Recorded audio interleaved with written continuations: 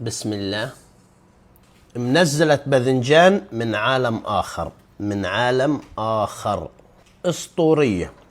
والموضوع كله ما أخذ معنا نص ساعة. ما شاء الله ما شاء الله. خليها تظل ماسكة بعضها. ملح، ودنا زيت زيتون كذية. ربع ساعة في الفرن بتكون جاهزة على درجة حرارة 180. طبعا الفرن شغال مسبقا بالشكل هذا. زيت زيتون، 200 جرام لحمة مفرومة، شوية فلفل أسود وملح. طبعا انتوا ايش ما بتحبوا بهارات حطوا. بنزل في الخضروات تبعتي اللي هن بصل، فليفلة وسنين ثومة. 5-6 حبات بندورة. بسم الله.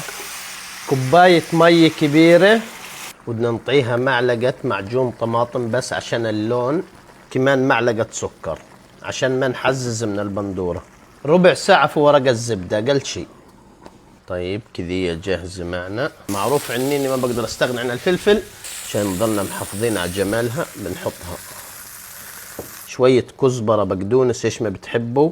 الحلو في طريقتي هذه مش بس انها صحية وسريعة، كمان بتقدر، واللي بحب باذنجان زيي بيقدر يحط 3 حبات.